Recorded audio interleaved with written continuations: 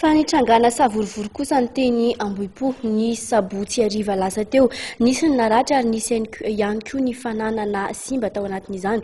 Olana izay niandofo tamin'ny fifandirana teo amin'ny mpamily taxi be sy ny mpiambina ny pasteur Mayol. Mitatitra ny vaovao volana voavy eo amin'ny sariny tsiry Rakodarsan. Olona iray naratra ary fiara tsy mataho-dalana any mpanorona ny fiangonana apokalipsy ny pasteur Mayol Nomay. Io ny vokatry savorivory zany tranga ny asabotsy hariva teo mandidina ny fitory ateny amin'ny Ambohipo 4 chemin. Olana teo amina mpitondra taxi B 129 sy ny mpiambina ny pasteur Mayol nitarika ny fifandirana izay nihitatra tamin'ny fametrahana barazy, torabatra ary fandorana fiara. Dia io zany pasteur Mayol dia somary voapahan'ny taxi be zany ny lalana. Ka io moa zany efa mahazatra ny garde du corps ny pasteur Mayol raha vao misy manakana dia midiny regny garde du corps reny manililiky. Dia rehefa tsy nisaka zany le taxi be tonga dia navoaka le chauffeur dia nampidirina tao anatin'io 4x4 io dia nitarotaroana. Tezitra amin'izay manko zay tezitra amin'izay zany ny olona nahita an'izay fihetsika izay satria sady nanambana basy le garde du corps dia nampidirina tao anaty 4x4 dia nitarotaroana. Dia ny olona amin'izay zany tonga dia nanao barazy hoe tsy mety kosa ny fihetsika ohatran'izany satria le garde du corps tsy hoe mpitandro ny filaminana ka tonga dia mananjo hoe tonga dia hitondra olona ohatran'izany. Dia sakanan'ny olona teto moa zany le tomobile dia io moa zany ny farany. Antony le tonga tamin'ny torabato zany ny fihetsiky ny olona satria efa somary hoe tsy laitra ny olona ihany zany le zavatra ataon'le garde du corps. Reto mariako tsara mihitsy tsy olana amin'ny pasteur Mayol fa le garde du corps manao fihetsika tsy voahevitra amin'le hoe garde du corps satria izy ireny rehefa mandeha tonga dia maro be mihitsy dia efa mahazatra ny zareo zany hoe io fihetsika io. Araka ny fanazavana trano dia anjatony ireo olona nanao fihetsika-tsena fanehoana tsy fifaliana tamin'ny fihetsiky ny mpiambina ny pasteur Mayol iny. Taorian'ny fandamina dia afaka ny alan'ny toerana ny cortège nitondra ny pasteur Mayol sy nisy naratra ireo mpiambina. Saingy mpiambina iray amin'ny voamiran'ny fandriampahalemana eo anivon'ny Fokotany Andohanimanitra kosa ny naratra teo amin'ny lohany vokatry ny torabato. Tany manodidina ny valorany tonga tany an-toerana ny mpitandro ny filaminana avy amin'ny Emoreg nandamina ary narahiny mpamonjona izay nifehy tao anaty minitra vitsy ny afo. Taty amin'ny valora sasany kosa vao niverina taminao ny fifamoivoizana sy ny filaminana teny Ambohipo. Nidina avy hatrany teny amin'ny toerana nitrangan'ny savorivory moa ny pasteur Mayol ary nitondra fampihavanana sy fialantsiny.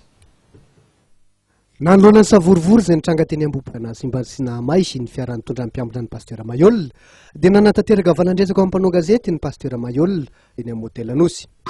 Ya, ohatr'izay moa zany nitranga-javatra teo fa rehefa tonga tany an-trano moa za dia neny amin'ilay taba be ao ny tômôbila tsy afaka ao dia lasa mihitsy any nivoaka. Hoe aleo zaho any hijery an'izany situation zany fa izao roko aloha ny voamerany fandriampahalemana satria na anatin'ilay sahotaka be amin'ilay vahoaka be ao dia zareo indray moa dia tena marina mihitsy ny teny tao hoe fampiresaka tampoka miaro anao koa zareo hoe sao dia hoe mety misy hoe fihetsika hafahafa zany fa le vahoaka indray moa tsy naninana mihitsy zany le vahoaka. Zareo tena pasteur ozy izy tena vonjeny baikely fa tena azavela ohatr' zao fa mba mangataka anao zay apairy zalahy.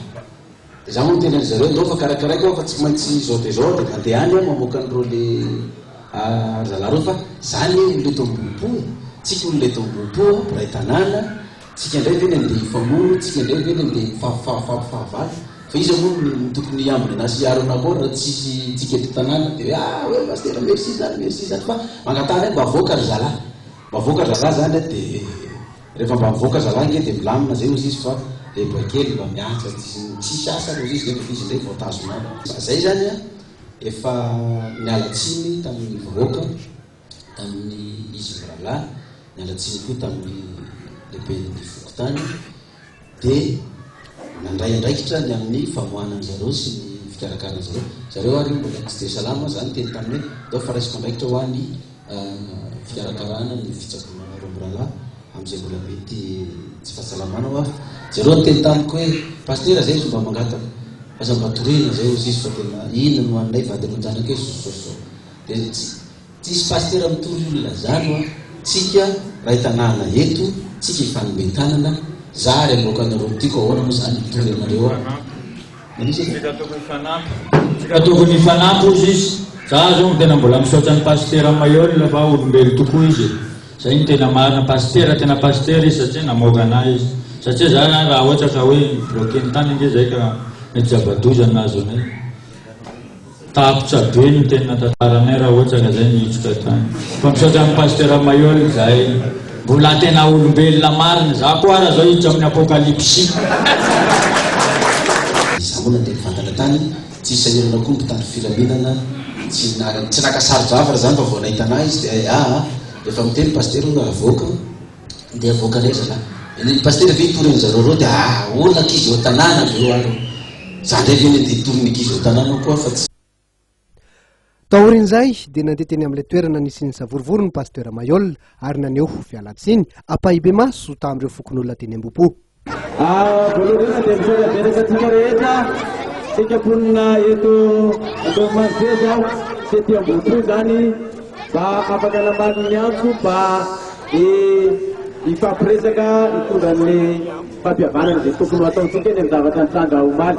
Voalohany indrindra dia mametaka ampialatsiny be tabe mihitsy satria dia karo zavatra tsy nety zareo le mpiambina anay reo rehefa nandraisanay fepetrika nanomboka tamin'ny omaly arivo zareo reo zany dia faharoa mikarakaka an'izay dia alana tsiny amintsika rehetra ifonana eto anatrentsika fa za olona mponina eto Ambohipo tsika samy eto Ambohipo no manjezy olona ray tanàna isika iza moa ny aro anay eto raha tsisika iza moa tsika ny fanampy raha tsisika eto atoerana ko dia misaotra betsaka ny amin'ny fiarahantsika tonga eto ialatsiny ny zavatra tranga omaly izy mirala dia efa nivoaka zany izy mirala efa niaraka taminay tamin'ny mpanao gazety tamin'ny maraina tary amin'ny Solim Hotel dia fandraisanay koa ndraikitra ikarakarana azy mirala. Rehefa mifampiresaka androtota niaraka tamin'ny tompon'andraikitra sy ny ray aman-dreny tao an-tanàna dia niravina ny olana ka nisy ny fanodorana omby roa nataon'ny pastera Mayol ho nofikana amin'ny tam-pihavanana ho an'ny mponina Ambohipo sy andohana Manoseza.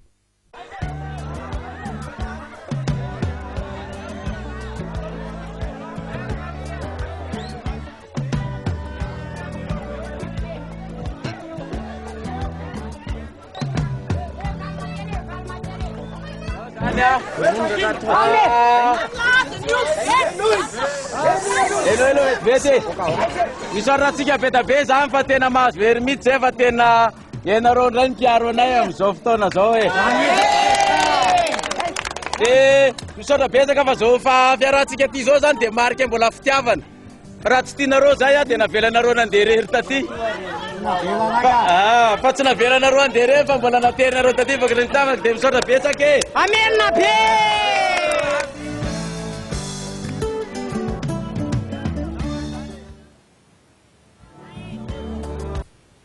Orakoraka sy fakasitrahana no nasitrin'ireo vahoaka maro tonga teny toerana ka tsy nanaiky izy ireo raha tsy nanatitra amin'ny pastera Mayol hatrany an-tranony.